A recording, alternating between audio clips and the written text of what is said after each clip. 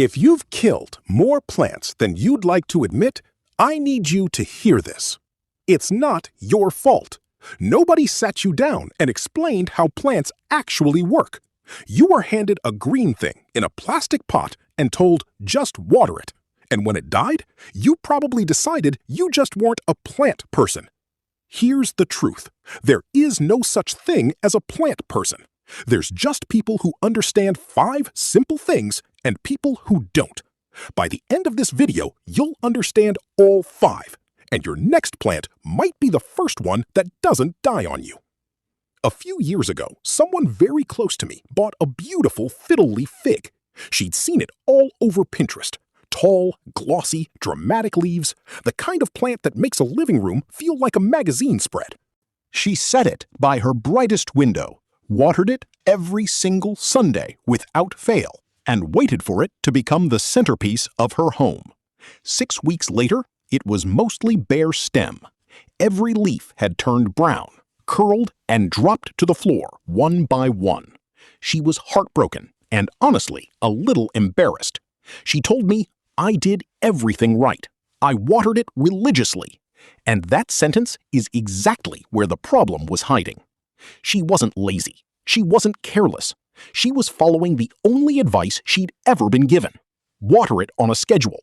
And that advice was wrong for her plant, her home, and her light.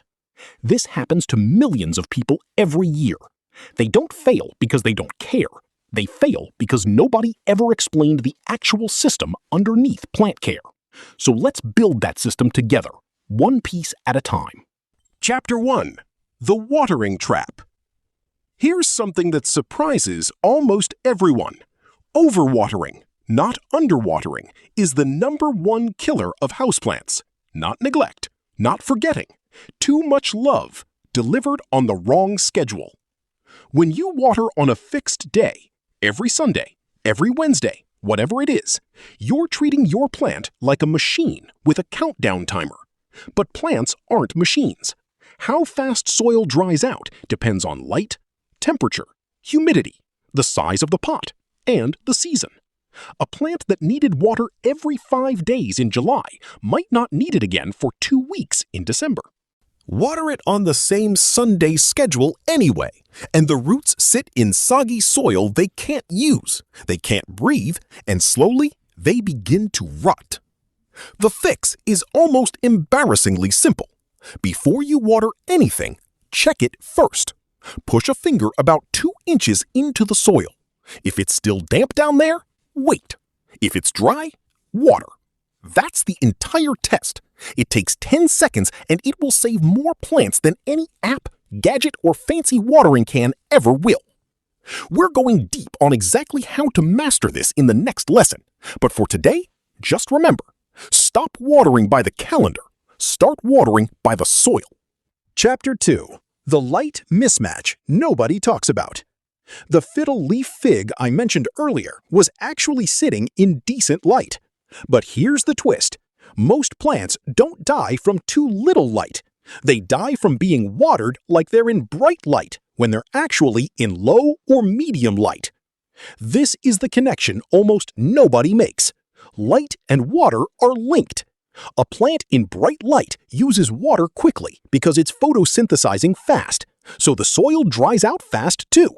A plant in a dimmer corner barely uses any water at all. So if you water it on the same schedule as your sunny window plant, you're drowning it. This is why 2 people can follow the exact same watering advice and get completely different results, because their light is completely different, even if neither of them realizes it. Visual suggestion. Same plant species shown in 3 different rooms. Dark corner, medium light, bright window, with a simple graphic showing how quickly each pot of soil dries.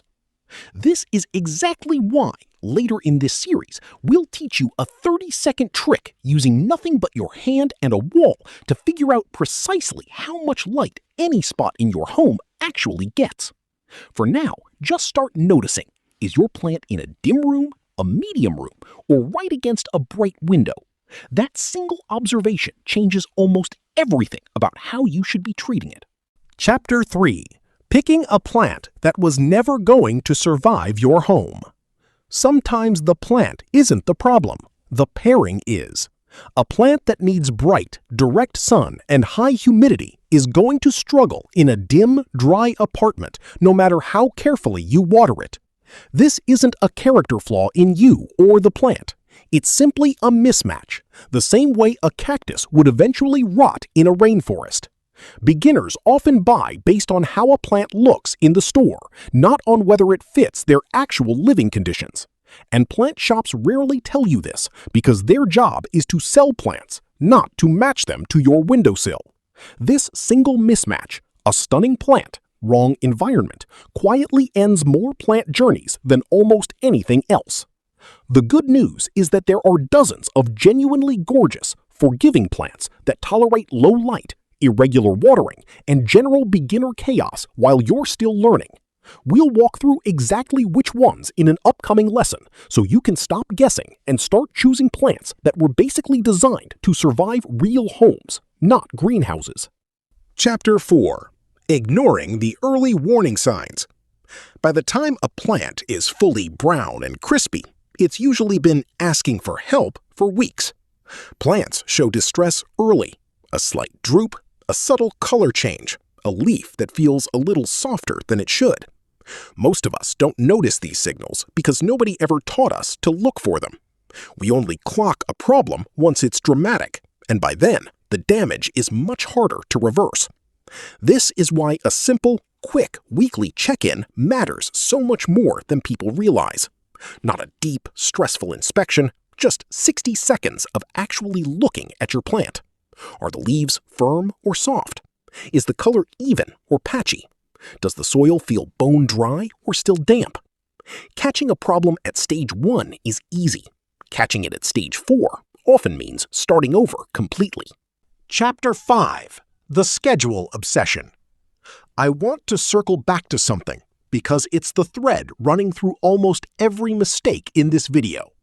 We are taught, culturally, that consistency means doing the same thing on the same day every time. That mindset works beautifully for workouts or bill payments. It works terribly for houseplants. Plants don't care about your calendar. They care about their actual conditions in that exact week. The light, the temperature, the humidity, whether your heater just kicked on for the season. A rigid schedule feels responsible, but it's actually one of the most common ways good intentions turn into dead plants. What you need instead isn't more discipline, it's a better system, one based on observation, not obligation. That's really what this entire channel is about.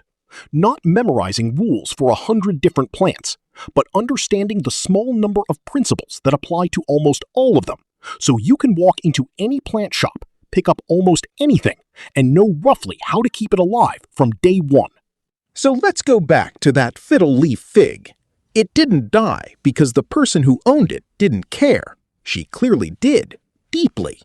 It died because she was following a schedule instead of reading the plant, and because nobody had ever shown her the handful of principles we just covered. Water by observation. Understand how light changes everything. Match your plant to your actual home. Watch for early signs. And let go of the rigid calendar. None of this requires special talent. It requires a system. And you now have the beginning of one. If you want the complete version of this system, laid out step by step with a full first-month routine, I've put it all together in a free companion guide called The Confident Plant Parent. Everything we cover in this foundation series ties directly back into it, so grab it using the link in the description. It'll make every lesson from here easier to apply. In the next lesson, we're going deep on the 5 things every single houseplant needs to survive, and how to give your plant all 5 without overdoing any of them. If this helped you understand your own plants a little better, subscribe so you don't miss it. This series is built lesson by lesson, and each one builds directly on what you just learned today.